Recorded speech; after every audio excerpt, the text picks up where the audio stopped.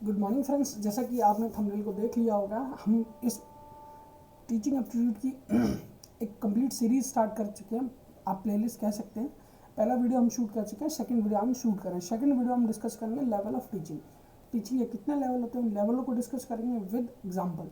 और इतनी अच्छी तरीके से और इतने ईजी वे में डिस्कस करने वाला है ताकि एक बार में आप ये सारा समझ लें, और डेफिनेटली अगर इससे रिलेटेड कोई भी क्वेश्चन आता है तो ईजिली आप उसको अटेम्प्ट कर पाएँ।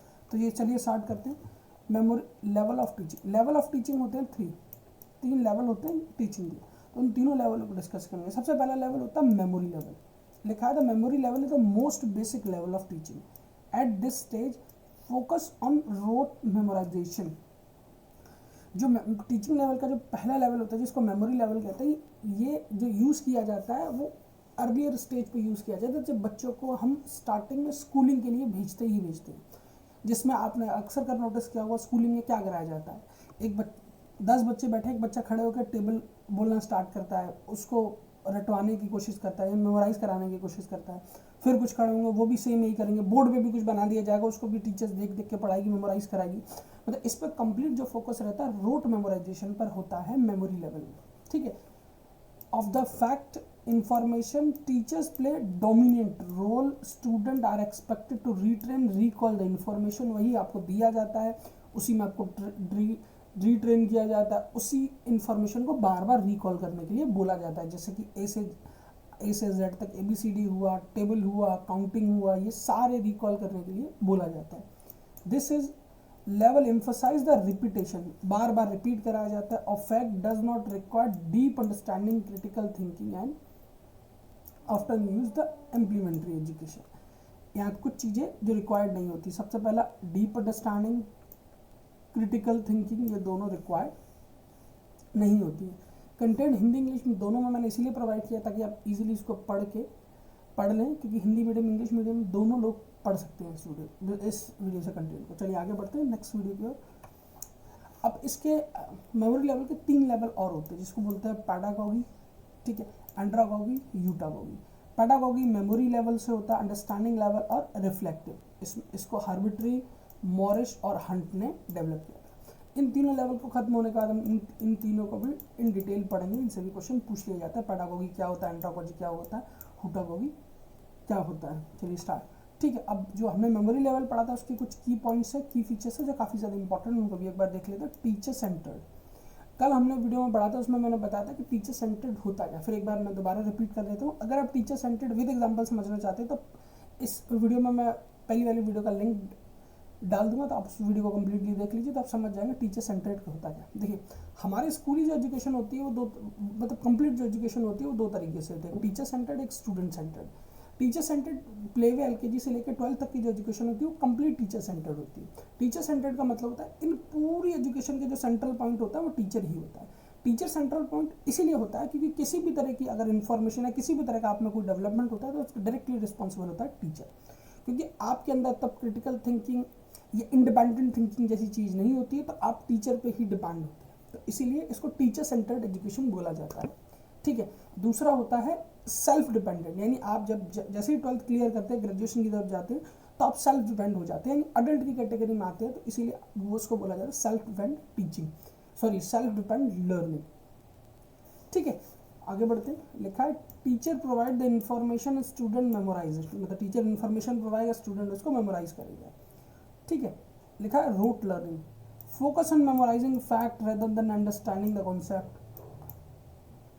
ठीक है। Repetition, learning through the repetition information. बढ़ते हैं नेक्स्ट की ओर, यहाँ पढ़ें अंडरस्टैंडिंग लेवल। ठीक है। The understanding level focus comprehension rather than more memorisation. At this level, teacher explain concept in detail. Students are encouraged to understand meaning behind the information. Students learn to interpret it, classify and apply knowledge. Involve the interaction between the teacher and student, aiming the better conceptual clarity and understanding. इसमें teacher आपको कुछ बताएगा, उसके behind the knowledge क्या है वो आपको खुद ही समझनी पड़ेगी। इस लेवल पर हम क्रिटिकल थिंकिंग डेवलप नहीं कर पाते, बट अंडरस्टैंडिंग लेवल डेवलप हो जाता है। जैसे कि आप एग्जांपल के तौर पे समझिए, आपने एक स्टोरी सुनी होगी एक मतलब कौवे वाली जो पानी पीने के लिए एक बड़े से पॉट में कंकड़ डालता है और पानी पी लेता है, तो इसके पीछे की जो एमिंग थी वो आपको समझ में आएगी। मतलब कुल मिला के अंडरस्टैंडिंग लेवल डेवलप होगा, तो आप ये सारी चीज़ें समझेंगे और सारे काम इजीली कर पाएंगे और कोई दिक्कत नहीं होगी। इसमें अंडरस्टैंडिंग लेवल डेवलप हो जाता है। एक बार हिंदी में भी मैं पढ़ के बता देता हूँ। समझ स्तर स्मरण के बजाय केंद्र होता है। इस स्तर पर शिक्षक अवधारणाओं के विस्तार से समझाते हैं। ठीक है, वही एक्सप्लेन किया जाता है और पर्टिकुलर इन्फॉर्मेशन के पीछे क्या है वो आपको कम्प्लीटली समझाया जाता है। ईजी एक्सप्लेनेबल होता है, जिससे कि आपके और टीचर के बीच में कम्युनिकेशन बॉन्ड अच्छा बने और जो कॉन्सेप्ट है उसकी क्लैरिटी और बेटर अंडरस्टैंडिंग हो। बढ़ गया नेक्स्ट क्वेश्चन की ओर। की फीचर्स की बात की जाए तो कॉन्सेप्ट क्लैरिटी होती है, जो हम पहले डिस्कस कर चुके हैं। दूसरा है टीचर स्टूडेंट इंटरेक्शन होता है। Active dialogue between the teacher and student, teacher बताता है, स्टूडेंट उसके पीछे की चीज़ों को समझते हैं, फिर टीचर को दोबारा बताते हैं, तो एक्टिव, ठीक है, active dialogue between the teacher and student होता है। Application and interruption, encourage applying for the interpretation knowledge, ठीक है, ज्ञान का उपयोग और व्याख्या को प्रोत्साहित करता है। बात बढ़ते रिफ्लेक्टिव लेवल ऑफ टीचिंग, ये सबसे highest and top up level of the teaching होता है। इसमें हम क्रिटिकल थिंकिंग डेवलप कर लेते, डेफिनेशन एक बार पढ़ लेते। Reflective level is the highest and most advanced level of teaching. At this stage the student engage in critical thinking, यानी स्टूडेंट इंगेज हुआ critical thinking, just like research.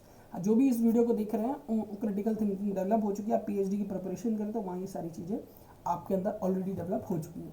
Problem solving skill भी develop होती है। Reflection on what they have learn, teacher act as facilitator, teacher सिर्फ facilitator, guide to think independently, draw their own consequences, they are encouraging the self-directed learning, analyze and synthesize the information. It most commonly used in higher education.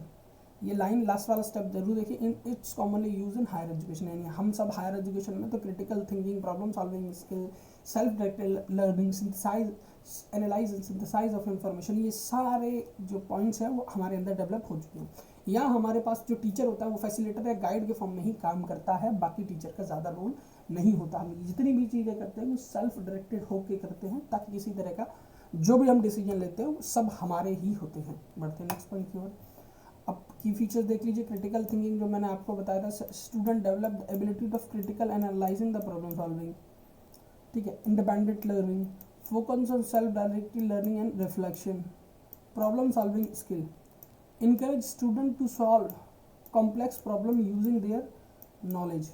ठीक है, I think video यहाँ complete होता है। मैं तीनों लेवलों को complete किया, video यहाँ कंप्लीट होता है। अगर किसी भी तरह का कोई भी प्रॉब्लम है इस टॉपिक में तो आप मुझे कमेंट सेक्शन में कमेंट्स कर सकते हैं, और आप टीचिंग एप्टीट्यूड किसी भी स्पेसिफिक टॉपिक में अगर वीडियो चाहते हैं तो डेफिनेटली आप मुझे मेरे चैनल के कमेंट बॉक्स में कमेंट कर सकते हैं। डेफिनेटली मैं कोशिश करूँगा उस पर्टिकुलर टॉपिक पर वो जल्दी से जल्दी वीडियो प्रोवाइड कराऊँ। बाकी वीडियो को कंप्लीट देखने के लिए धन्यवाद। आपका दिन शुभ हो। चैनल को सब्सक्राइब जरूर कीजिएगा।